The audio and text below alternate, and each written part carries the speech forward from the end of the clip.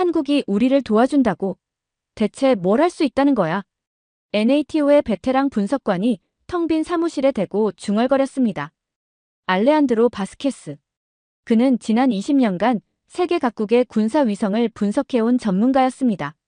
그의 파일에는 분명히 적혀 있었습니다. 한국 우주기술 분야에서 항상 10년 뒤처진 추격자. 독자 능력 제한적.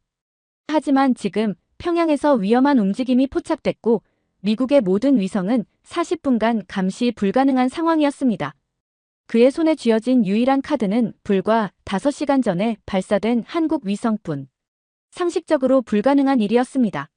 새 위성이 고해상도 영상을 보낼 수 있으려면 최소 3개월의 안정화가 필요했으니까요. 하지만 화면 너머 한국 과학자의 눈빛은 달랐습니다. 피곤해 보였지만 그 안에는 강철 같은 확신이 있었습니다. 그리고 4분 뒤 그의 모니터에 떠오른 데이터를 본 순간 20년 경력의 전문가는 자신이 얼마나 무지했는지 깨달았습니다.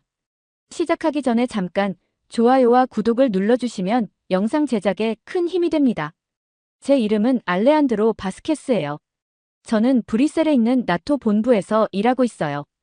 여러 나라 사람들이 함께 모여 국방과 안보 문제를 다루는 큰 건물이에요. 저는 지난 20해 동안 미사일과 위성 관련 보고서를 읽어왔어요. 위험이 어디서 올지 예측하고 중요 인사들에게 전달되는 보고서를 작성했어요. 사람들은 제 판단을 신뢰했어요. 저는 제 일을 잘했어요. 어쩌면 너무 잘했는지도 몰라요. 그래서 자신감이 많이 생겼고 어떤 사람들은 제가 좀 오만하다고 말했을지도 몰라요. 그리고 한국요? 저는 늘 한국을 작은 플레이어라고 생각했어요. 물론 한국은 좋은 휴대폰도 만들고 자동차도 세계 곳곳에 나가 있고 경제력도 강하죠. 하지만 우주기술, 군사위성, 저는 한국이 늘 남을 따라가는 나라라고 믿었어요. 미국보다 항상 10년 뒤에 있고 다른 나라에게 도움을 구해야만 하는 그런 나라요. 저는 그렇게 믿었어요. 제 파일들도 그렇게 말해주고 있었죠. 그런데 저는 완전히 틀렸어요. 그 일은 추운 2월 아침에 시작됐어요. 저는 3번째 커피를 책상에 두고 보고서를 읽는 중이었어요. 커피는 이미 식어 있었지만 바빠서 신경 쓸 겨를도 없었어요.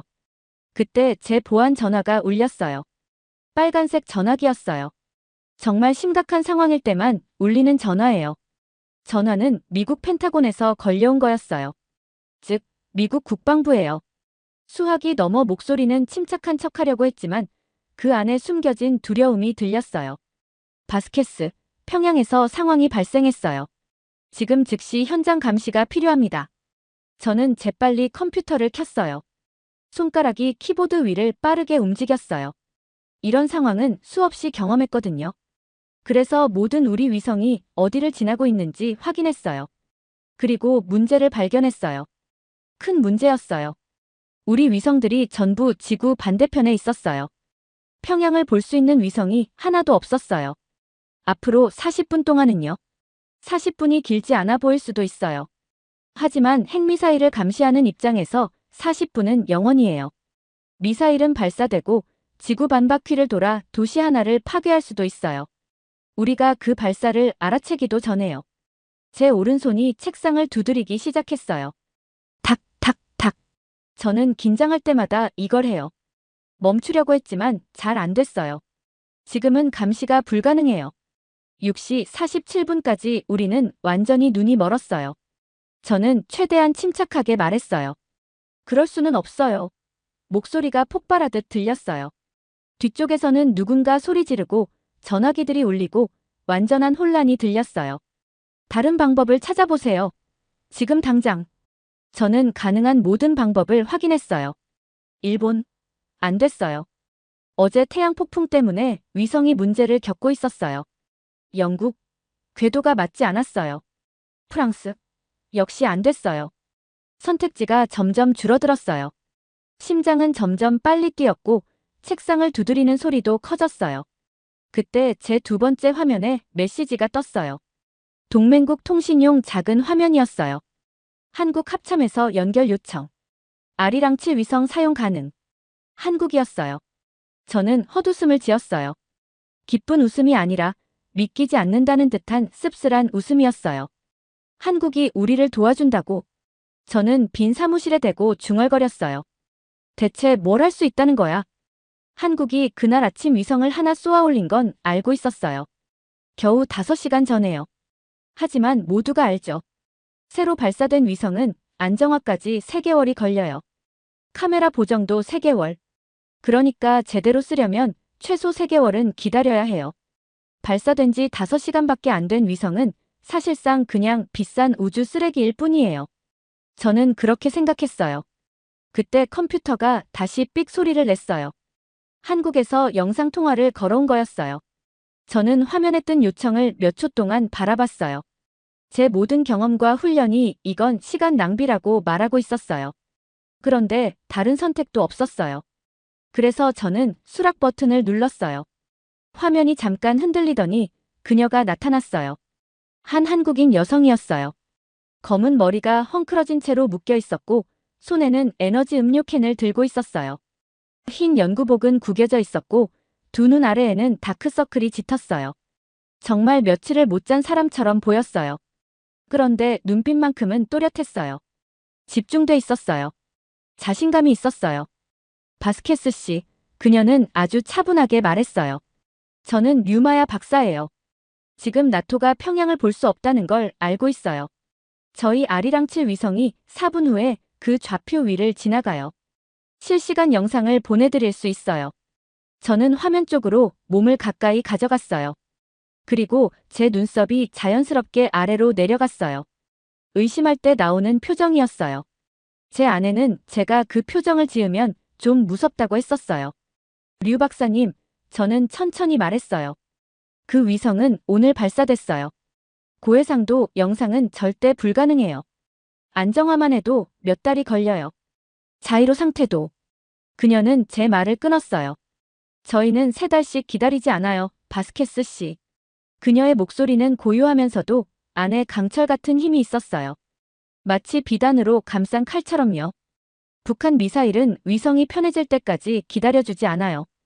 그래서 저희도 기다리지 않는 쪽을 선택했어요. 그녀 뒤로 보이는 한국 엔지니어들은 바쁘게 움직이고 있었어요. 화면마다 숫자와 그래프가 떠 있었고 한국어가 빠르게 오갔어요. 보기엔 지저분하고 혼란스러웠어요. 제가 익숙한 깔끔한 서구식 통제실과는 완전히 달랐어요. 이건 너무 비정상적이에요. 저는 그렇게 말했어요. 하지만 제 머릿속에서는 동시에 이렇게 생각하고 있었어요. 우리는 다른 선택이 없어. 이 방법 말고는. 맞아요. 그녀는 미소 비슷한 것을 지으면서 말했어요. 비정상이죠. 하지만 작동해요. 제 손가락은 책상을 두드리던 걸 멈췄어요. 순간이 멈춘 것처럼 느껴졌어요. 20년 동안 저는 수많은 빠른 결정을 내려왔어요. 때로는 수백만 명의 삶에 영향을 주는 결정도 있었어요. 그런데 이번 결정은 뭔가 달랐어요. 이건 제가 이해하지 못하는 걸 믿어야 하는 결정이었어요. 제가 늘 과소평가해왔던 나라를 믿어야 하는 결정이었어요. 제가 알고 있던 모든 규칙을 깨는 기술을 믿어야 하는 결정이었어요. 40분 동안 아무것도 못 보고 있는 상태로 버틸 것인가? 아니면 4분 뒤에 도착하는 한국의 무모해 보이는 영상에 걸어볼 것인가? 저는 시계를 봤어요. 시간이 없었어요. 좋아요. 저는 스스로도 놀랄 만큼 빠르게 대답했어요. 보여주세요. 류 박사는 짧게 한번 고개를 끄덕였어요. 지금 연결을 올리고 있어요. 바스케스 씨. 그녀는 잠시 말을 멈추고 카메라를 똑바로 바라봤어요. 마음을 열고 보세요. 당신 보고서에 없는 걸 보게 될 거예요. 제 화면에 데이터가 흘러오기 시작했어요. 숫자들, 좌표들, 위성 텔레메트리. 그리고 제 세계, 제가 확실하다고 믿었던 세계, 누가 앞서고 누가 뒤처졌는지 분명하다고 생각한 세계, 한국은 늘 10년쯤 늦다고 믿어온 그 세계가 곧 산산이 부서질 준비를 하고 있었어요. 저는 그걸 아직 모르고 있었을 뿐이에요. 빨간 전화기는 여전히 제 손에 들려 있었어요. 펜타곤은 답을 기다리고 있었고 평양에서는 위험한 움직임이 감지되고 있었으며 절대 작동할 리 없다고 생각했던 한국의 위성은 이제 제 생각을 완전히 뒤집을 준비를 하고 있었어요. 커피는 완전히 식어 있었지만 이제는 아무 상관도 없었어요. 저는 제 커리어에서 가장 중요한 교훈을 배우기 직전이었어요. 세상이 무시하는 나라가 오히려 당신을 구할 때가 있다는 사실을요. 그리고 가끔 틀린다는 건 바로 옳아지는 시작이라는 것도요. 데이터 화면이 켜졌을 때 저는 잠시 말문이 막혔어요. 발사된 지 5시간밖에 안 된 위성이 이렇게 선명한 영상을 보내는 건 불가능한 일이었거든요. 아리랑칠은 마치 미세 진동까지 계산해 움직이는 무용수처럼 스스로 학습하며 안정 자세를 유지하고 있었어요. 우리가 가진 기술보다 훨씬 앞선 움직임이었어요. 그때 미국의 하트만 대령이 등장했어요. 그는 규정상 맞는 말을 했죠. 검증되지 않은 왜곡 시스템을 우리 방어망에 연결할 수 없다. 하지만 제 앞에서는 지금 우리가 필요로 했던 유일한 데이터가 들어오고 있었어요. 그때 류마야 박사가 말했어요. 남은 시간은 12분입니다. 그리고 곧 경보음과 함께 모든 화면이 붉게 변하며 평양 발사 신호가 떴어요. 미사일은 이미 공중에 떠 있었고 우리는 정확한 초기 궤적 데이터를 확보하지 못한 상태였어요. 요격 미사일들은 사실상 추측으로 날아가고 있었죠. 그때 한국 쪽 화면에서 믿기 힘든 장면이 벌어졌어요. 류 박사팀은 누구의 허락도 기다리지 않고 움직였어요. 안전 제한 장치 제거합니다. 초분광 센서를 최대 출력으로 올리기 위해 위성을 스스로 태우겠다는 뜻이었어요. 그러면 위성이 파괴돼요. 제가 외쳤죠. 알아요. 그녀는 단호했어요. 미사일은 고도 정점에 도달했고 12개의 가짜 탄두가 흩어졌어요.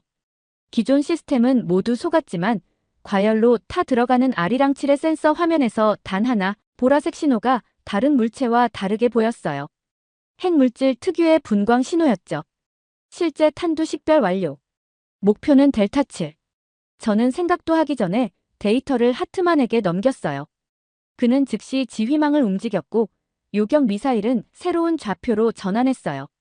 30초 뒤 85km 상공에서 섬광이 터졌고 진짜 탄두가 파괴됐어요. 경보가 초록색으로 바뀌었어요. 우리는 해냈어요. 정확히 말하면 한국이 해낸 거였어요. 하지만 위성은 이미 죽어가고 있었어요. 센서의 78%가 타버렸고 자세 제어도 붕괴했어요. 40분 뒤면 태평양 상공에서 사라질 운명이었어요. 류 박사는 담담하게 말했어요. 우리는 10년 버티는 위성이 아니라 필요하면 10시간만 버티는 위성도 만들어요. 살아남기 위해서요. 그 말이 제 가슴을 깊게 파고들었어요. 통화가 끊긴 뒤 저는 꺼진 화면을 멍하니 바라봤어요. 방금 전까지 위성과 함께 싸우던 한국 엔지니어들이 떠올랐어요. 어떤 이는 울고 있었고 어떤 이는 무너져가는 시스템을 지켜보며 머리를 감싸쥐고 있었죠. 그 순간 저는 명확히 깨달았어요. 제가 20년간 쌓아온 분석, 보고서, 확신 모두 잘못된 기초 위에 서 있었어요. 한국은 뒤따르는 나라가 아니었어요. 앞서가고 있었어요. 역사와 지리가 그들을 그렇게 만들었고 그들은 생존을 위해 혁신을 택한 나라였어요. 하트만이 말했어요. 방금 한국 데이터가 수많은 미국인 목숨을 살렸어요. 저는 알겠습니다. 하고 대답했지만 제 눈은 여전히 꺼진 화면에 머물러 있었어요. 배움은 아프지만 때로는 그 아픔만이 진실을 보게 만들어요. 그리고 저는 오늘 제가 얼마나 눈이 멀어 있었는지 뼈아프게 깨달았어요. 사건 사흘 뒤 제 책상 위에 작은 상자가 하나 도착했어요. 보내는 곳은 대전 한국항공우주연구원. 보안팀은 그냥 금속 조각이라며 돌려보냈죠. 상자를 열자 스펀지에 감싸인 타버린 금속 조각 하나와 짧은 쪽지가 들어있었어요. 아리랑칠의 마지막 조각입니다. 당신 덕분에 임무를 완수했어요. 필요한 순간에 믿어주셔서 감사했습니다. 마야와 팀. 금속 조각은 가벼웠고 재진입 때 녹아 흘러내린 흔적이 그대로 남아있었어요. 저는 이를 보며 깨달았어요. 한국의 용기, 희생 그리고 제 무지가 이 안에 담겨 있다는 것을요. 20년 동안 저는 한국을 과소평가한 보고서를 써왔어요. 한국은 따라가는 나라. 군사기술은 약함. 지역 강국이지만 글로벌 플레이어는 아님. 이 모든 판단이 완전히 틀렸다는 걸 이번 사건이 증명했어요. 그때 상관에게서 전화가 왔어요. 한국 위성 사건은 비밀로 분류합니다. 공식 보고서에는 보조 데이터 정도로만 적으세요. 저는 참지 못하고 말했어요. 우리는 40분 동안 아무것도 볼 수 없었어요. 진짜 탄두를 식별한 건 한국 위성뿐이었어요. 그 도움이 없었다면 시애틀은 사라졌어요. 하지만 돌아온 말은 냉정했어요. 그게 우리가 발표할 이야기가 아니에요. 보고서는 명령대로 쓰세요. 그 순간 저는 선택 앞에 섰어요. 조용히 침묵하며 경력을 지킬 것인가, 아니면 진실을 밝힐 것인가. 저는 노트북을 열고 보고서 대신 증언과 고백문을 쓰기 시작했어요. 한국 위성의 희생, 마야 팀의 용기, 미국 기관의 조직적 편견, 관료적 오류, 그리고 모든 기록을 첨부했어요. 위성 로그, 통신 기록, 분석 데이터. 누구도 부정할 수 없는 진실들. 저는 상관에게 보내지 않았어요. 세계적 잡지사, 군사 전문지, 한국 국방연구기관 3곳에 동시에 전송 버튼을 눌렀어요. 그 순간 제 나토 커리어가 끝났다는 걸 알았어요. 손은 떨렸지만 마음 한구석이 오랜만에 맑아졌어요. 1시간도 되지 않아 전 세계 뉴스가 폭발했어요. 나토 분석관, 한국 위성이 핵공격을 막았다고 폭로. 상관은 계속 전화했지만 저는 받지 않았어요. 대신 세계 여러 분석가들이 메시지를 보냈어요. 고맙습니다. 누군가는 말해야 했어요. 그러다 한 통의 이메일이 도착했어요. 마야. 당신이 어떤 대가를 치르든 감사합니다. 저희 팀은 지금 울고 있어요. 이번엔 기쁜 눈물이에요. 저는 여러 번 그 이메일을 읽었어요. 그리고 깨달았어요. 제가 얻은 보상은 직업도 명예도 아니었어요. 불타버린 금속 조각을 보며 그래도 옳은 선택을 했다라고 말할 수 있는 마음이었어요. 제게 닥친 가장 큰 시련은 외부가 아니라 제 오만함과 편견을 내려놓는 일이었어요. 그리고 진실을 말한 용기 자체가 제게 주어진 진짜 보상이었어요. 수많은 이메일과 질책이 쏟아졌지만 저는 의외로 차분했어요. 내일이면 문제들이 몰려오겠지만 지금 이 순간만큼은 20년 만에 처음으로 편안히 잠들 수 있을 것 같았어요. 진실은 이미 세상에 나갔고 그걸로 충분했어요. 6개월이 지난 지금 저는 더 이상 나토에서 일하지 않아요. 해고는 아니었지만 사실상 밀려난 거였어요. 공식 기록에는 독립자문활동을 위해 자발적으로 사임했다고 적혀있죠. 하지만 진짜 이유는 간단해요. 저는 진실을 말했고 그 진실이 그들을 곤란하게 만들었어요. 그래서 제 자리를 점점 얼어붙게 만든 거예요. 회의에서 빠지고 보고서에 접근이 막히고 조용히 밀려나게 되는 방식이요. 그래도 저는 괜찮았어요. 지금 저는 서울의 한 카페에서 차를 마시고 있어요. 한국 방문은 이번이 처음이에요. 국제안보협력 관련 심포지엄에서 발표해달라는 초청을 받았고 그보다 더 중요한 약속이 있어 오늘 대전에 내려갔다 왔어요. 바로 한국항공우주연구원 방문이었어요. 로비에서 류마야 박사가 저를 맞아줬어요. 6개월 전 영상통화에서 보았던 피곤한 모습은 사라지고 단정한 머리와 깔끔한 정장을 입고 있었어요. 에너지 음료 캔도 다크서클도 사라졌지만 그 눈빛에서 느꼈던 집중력과 강단은 그대로였어요. 마야는 연구원을 안내해줬어요. 위기 당시 아리랑치를 지켜보던 관제실, 새 위성 아리랑파를 조립 중인 클린룸, 그리고 조용한 회의실. 그녀는 그 방에서 아리랑칠 추모식을 했다고 말했어요. 기계에게 추모식을 하는 건 흔치 않지만 그 위성은 모든 걸 바쳤으니까요 라고 그녀는 말했어요. 그 말이 저를 오래 붙잡았어요. 벽에는 발사 전 완벽했던 아리랑칠의 사진과 그걸 지켜보던 엔지니어들의 단체 사진이 걸려 있었어요. 그들의 표정을 보면서 저는 위기 상황 영상 통화에서 봤던 얼굴들이 떠올랐어요. 저는 마야에게 물었어요. 위성이 필요하면 스스로를 태우게 설계했다는 거 팀원들은 모두 알고 있었나요? 그녀는 고개를 끄덕였어요. 논쟁도 있었지만 결국 하나로 모였어요. 10년 버티는 위성이 무슨 소용인가? 정작 중요한 10분에 도움이 안 된다면. 그 말은 서구의 시각과 완전히 달랐어요. 마야도 말했어요. 여러분은 오래 준비할 여유가 있지만 우리는 내일 올 위협을 대비해야 해요. 그녀 사무실에서 마신 한국 차는 쌉싸래했지만 따뜻했어요. 그 차를 마시며 마야는 제게 물었어요. 왜 진실을 공개했어요? 잃을 걸 알았잖아요. 저는 생각 끝에 대답했어요. 제가 틀렸으니까요. 20년 동안 한국을 오해했고 그 오만 때문에 사람들이 거의 죽을 뻔했어요. 그걸 숨기는 건 도저히 못했어요. 우리는 위성, 협력, 정치, 그리고 나라 사이에 존재하는 이상한 협력의 공간에 대해 많은 이야기를 나눴어요. 돌아갈 시간이 되어 로비로 내려가는데 마야가 말했어요. 한국에는 정이라는 개념이 있어요. 함께 겪은 시간, 어려움, 서로의 좋고 나쁜 순간을 통해 생기는 연결 같은 거예요. 저는 이제 우리 사이에 그 정이 생겼다고 생각해요. 저는 그 말에 제대로 대답하지 못했어요. 그저 고개만 끄덕였어요. 뭔가 울컥했어요. 서울로 돌아가는 기차 안에서 저는 영웅의 여정을 떠올렸어요. 영웅은 집을 떠나 시련을 겪고 지혜를 얻고 달라진 모습으로 돌아온다는 이야기.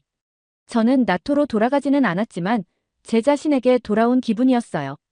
이제는 모른다고도 말할 수 있고 가르쳐 달라고도 말할 수 있는 사람이 되었어요.